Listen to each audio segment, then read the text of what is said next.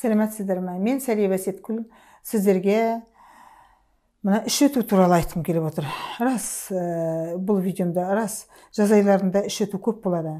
Ал одан бөлек менің алдыма бір кісі келді емделуге ертең ерте сағат 9-да, онда келіңіз десек, мен түске дейін ішім өтіп жүреді, әбден ішім тоқтағаннан кейін келейін, түстен кейін сізге дейді.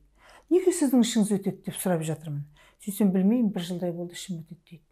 Көрдіңіз бе? 1 жыл бойы іш өтіп жүре берген деген ол жаңағы дұрыс емес.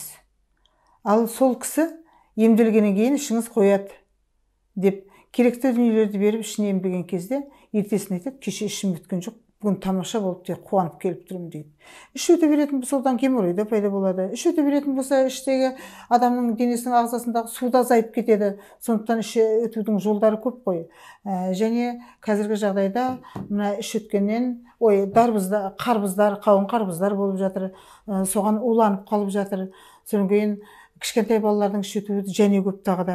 Ол неге іш өтеді дейтін болса, тек қана уланып емес, қарбызды жеді, қауынды жеді, артынан виноград жеді, оның артынан жүзімін жеді, артынан алмасын жеді, алмұртын жеді, жаңағы алқорын жеді деген сияқты бәрін араластырады да, ол да іші қортамай қалады да, іші уланып, содан біріне жаңағы сәйкес келмей қалады.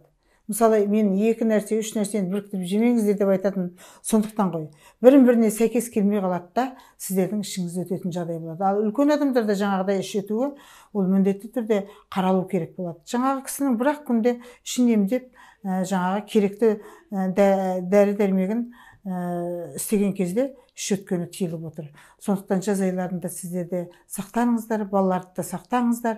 Ал енді жаңағыдай ұзақ мерзімде іш өтетін болса, міндетті түрде қаралыңыздар дегім келеді. Сондықтан әрқайсыларыңызға ауырмаңыздар дегім келеді.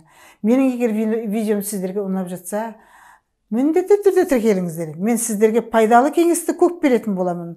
Лайк басып, комментарий жазып, және әлеуметтік желіге бөлісіңіздер дегім келеді. Мен сіздермен әрқашанда біргемін. Ауырмайық, әдемі болайық, деніміз сау болсын, жан-жағымыз аман болсын, еліміз аман, жұртымыз тыныш болсын, бай болайық.